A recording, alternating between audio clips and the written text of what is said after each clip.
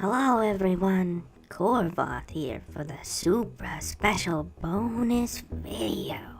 And today we're going over my personal notes for the three main variants of the Hark class of spaceships from Fleet, still in the most widespread use. These ships are extremely well known and widely used in and around the Daramore Empire, so pay attention. This is important, and keep this info in mind. Harks may be dying off, but they still represent the spirit and core designs of the Daramore Empire, so they inform the curve of more modern ships. First up, we have the Regal. Now, basic Harks are pretty much a box with a cockpit and engines, but the Regal, there's an elegant ship, long and slender, with a rounded front that ends in a sharp point, two forward-facing light dual repeater laser guns, and two angled and side light dual repeater laser guns as well. The top body of the ship flows back from the front like three rolling waves that crescendo and separate into two rear-facing engines 9 meters from the point of the cockpit. Each Regal is at least twice as fast as the second set of Hark production models. The base Regal is considered a bridge between the fourth and fifth models.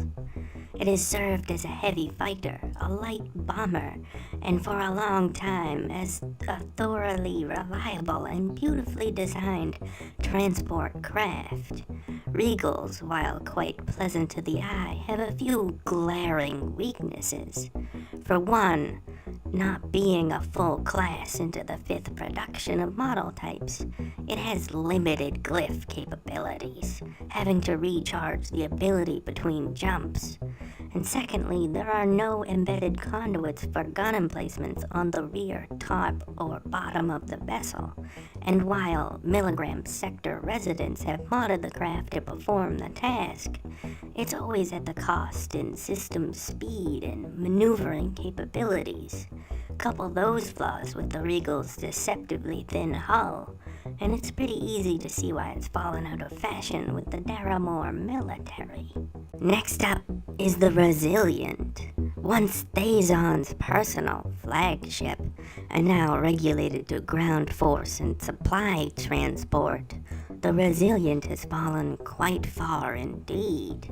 The first Resilient is often considered the first prototype of the seventh line of Hark models. It featured double-layer Umbra-plated angled armor, the first energy shielding, though only on the sides and bottom of the craft, and two pairs of fully rotatable turrets on the top and bottom of the ship. It also had 6 sets of paired medium and depleted true cores as a main power source, each aligned in sequence to one another, a notoriously difficult power system to set up, but magnificently reliable and sturdy once in place. The Resilient class was always and still is made 25 meters from tip to tail, featuring a 2 to 4 person cockpit, no less than 9 and up to 15 gun emplacements, including the first light plasma blasters, as defensive cannons on the rear of the craft. In its day, a single Resilient was a formidable force to be reckoned with. Sadly, most of those moments of glory are long gone.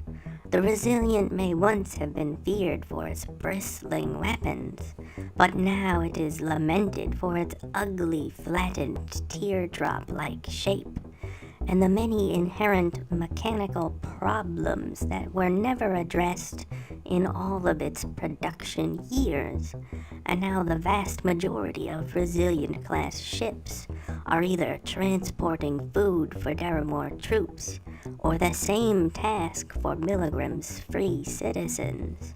The Resilient has fallen on hard times.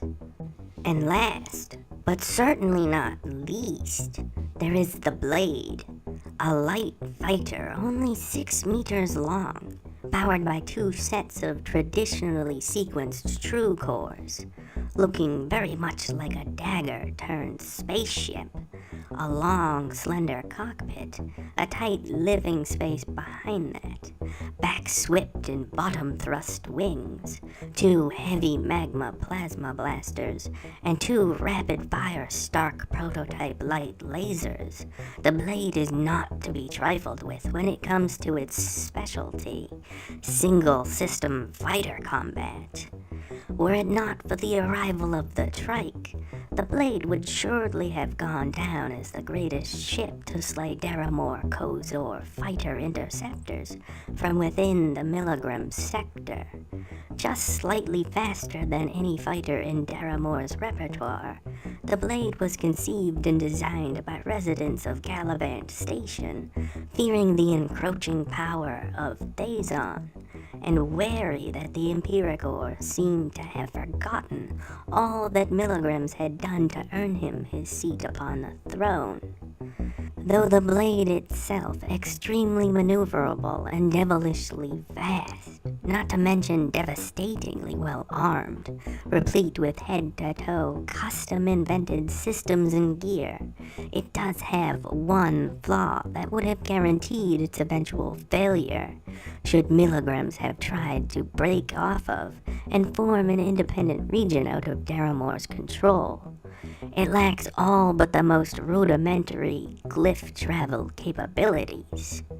Still, even with this flaw, many stations and colonies in Milligram sector fly dozens of these ravenous creatures in their personal defense, and in such a role as that, only Cam's Trike could hold a candle against the might of even a single blade.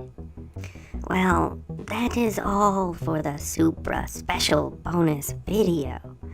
I hope you enjoyed all this spicy lore and the oozing piles of dripping succulent data found within. Sorry I was late by a day. This research took a lot out of me, and I fell asleep from exhaustion. Lothran was a little grumbly about it, but that's okay.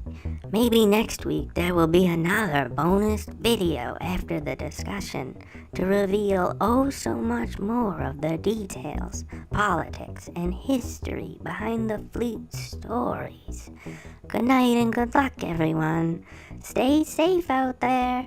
Bye-bye, bye-bye, bye-bye, bye-bye. See you again next time. Bye-bye.